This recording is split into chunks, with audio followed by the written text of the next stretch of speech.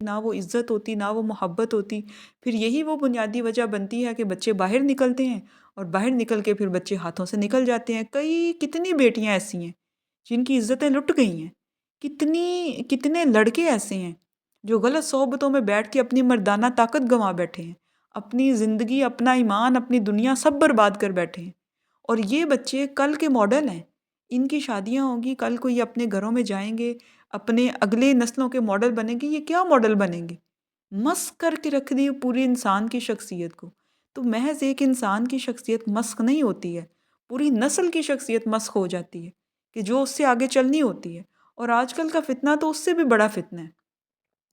کہ اتنا وہ بے حیائی کی یلغار کر دی گئی ہے کہ عورتیں اور مرد اس قابل ہی نہ رہیں کہ وہ نسل پیدا کر سکے۔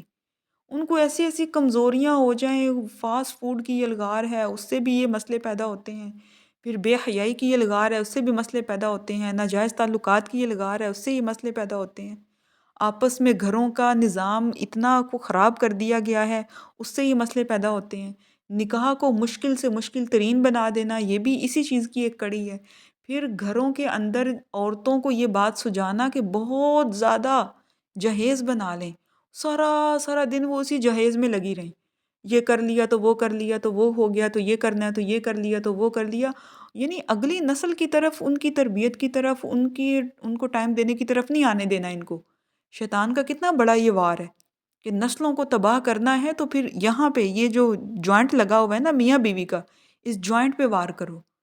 عورت مرد کو باہر ایسے کاموں میں الجھا دیا، عورت کو گھر میں ایسے الجھا دیا،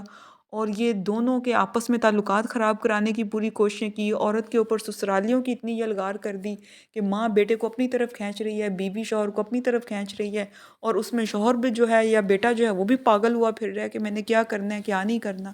تو یہ ایک پوری ایک اٹیک کیا گیا، بڑا خطرناک قسم کا اٹیک کیا گیا ہمارے اوپر کہ جس سے ہماری اگلی نسلیں تباہ ہو جائیں، اور ہو رہی ہیں، ہمارے سامنے ہو رہی ہیں۔ اب ہر دوسرے گھر کی کہانی آپ کھول کے دیکھ لیں، اولادیں بگڑی ہوئی ہیں، چوری چھپے کے تعلقات ہیں، چوری چھپے کے معاملات ہیں، پھر آگے اور کئی طرح کے مسائل پیدا ہو جاتے ہیں، پھر شادی کے بعد کے کئی طرح کے مسائل، اور اگر اولاد پیدا ہو جائے ان کی آگے تربیت کے مسائل ہیں، ان کے کھانے کے مسائل ہیں۔ تو مسائل در مسائل در مسائل در مسائل، اور یہ سب کیوں ہوتا ہے؟ یہ اس انسان کی وجہ سے جس نے ابتدا کی تھی اس بدسلوکی کی، اور اس سے پورے گھر کا نظام جو ہے وہ بگڑا اور خراب ہوا۔ تو اس لیے کبھی بھی یہ نہ سمجھیں کہ میری بدسلوکی یا میری آج جو میں کسی کے ساتھ اس کا حق مار رہا ہوں، یا اس کو دبا رہا ہوں، یا اس کو پریشرائز کر رہا ہوں، وہ عورت ہے، وہ کمزور ہے، وہ دب جائے گی۔ نہیں،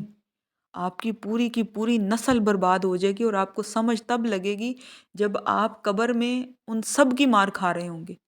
آپ کو اس ٹائم پہ سمجھ آئے گی کہ وہ جو ایک تھپڑ میں نے عورت کو مارا تھا وہ آج کتنے ہنٹروں میں بدل گیا، کیونکہ وہی جو اس کے اندر ریاکشن پیدا ہوا وہ میرے سامنے تو نہیں نکال سکی، لیکن اس نے کہیں اور جا کے نکالا، وہاں سے جو ریاکشن پیدا ہوا وہ آگے کہیں اور نکلا، وہاں سے جو ریاکشن پیدا ہوا اس سے آگے اور فساد ہوئے،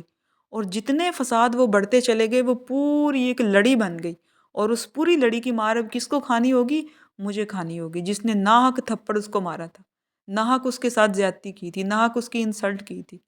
تو ہمیشہ اپنے ذہن میں اس بات کو ہم سب کو رکھنا چاہیے کہ ہم کوئی جنگل میں رہنے والے جانور نہیں ہیں، ہم خاندانوں میں، رشتوں میں بندھے ہوئے لوگ ہیں، کوئی مرد ہو چاہے کوئی عورت ہو، کوئی لڑکی ہو یا کوئی لڑکا ہو، ہم رشتوں میں بندھے ہوئے لوگ ہیں، ہم سوسائٹیوں میں بندھے ہوئے لوگ ہیں، ہم محلوں میں بندھے ہوئے لوگ ہیں، ہمارے ارد گرد لوگ رہتے ہیں، بہت سے بچے ہمیں کاپی کرتے ہیں، بہت سے لوگ ہمیں کاپی کرتے ہیں، ہمارے رویوں کو کاپی کر لیا جاتا ہے، ہماری بدسلوکی کو کاپی کر لیا جاتا ہے، ہمارے اچھے سلوک کو کاپی کیا جاتا ہے، ہماری ہر چیز کو کاپی کیا جاتا ہے، اور ہمارے پرنٹس ہیں جو یہاں پہ کائنات کے اندر رہ رہے ہیں۔ تو اگر ہمیں اس طرح سے بات کو سمجھ آ جائے، یہ والی بات ہمیں، تو میرا نہیں خیال کہ ہم اپنے آپ کو جو ہے وہ اتنا بے لگام چھوڑ دیں کہ اپنے آپ کو ہر طرح کی زیادتی کی اجازت دے دیں، ہر طرح کا حق مارنے کی اجازت دے دیں، کیونکہ آپ کا آج کا ایک حق مارنا، آپ کی آج کی ایک بدسلوکی، آپ کی آج کی ایک زیادتی اور اذیت جو آپ دوسرے کو دے رہے ہیں، یہ کہیں نہ کہیں اس کا اثر نکلے گا، اور جہاں کہیں بھی یہ کڑی جا کے جڑے گی، اور اس کڑی سے آگے جو اور کڑی جڑے گی، اس سے آگے جو اور کڑی جڑے گی، اور پورے اس دنیا کے اندر پھر جتنا فساد ہم دیکھ رہے ہیں یہ فساد جیسے جیسے پھیلتا چلا جائے گا، اس کی مار کس کو کھانی ہے؟ ہم کو کھانی ہے۔ تو چلو جس نے بدسلوکی کی، حق مارے، لوگوں کو عزت نہیں دی، گھر کے اندر انوائرمنٹ خراب رکھا، اس نے تو چلو کی سو کی،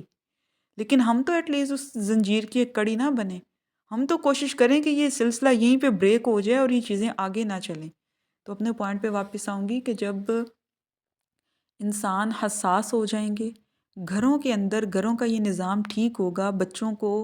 گھروں سے عزت، محبت، ہمدردی، احساس، آپس کے اچھے ریلیشنز، فیملی سسٹم میں باؤنڈنگ اچھی ہونی شروع ہو جائے گی، میاں بیوی کی باؤنڈنگ اچھی ہو جائے گی، شوہر کو پتہ ہوگا کہ یہ میری بیوی ہے اور اس نے میرے لیے میرے گھر کو چلانے کے لیے اس نے اپنی جوانی قربان کر دی ہے،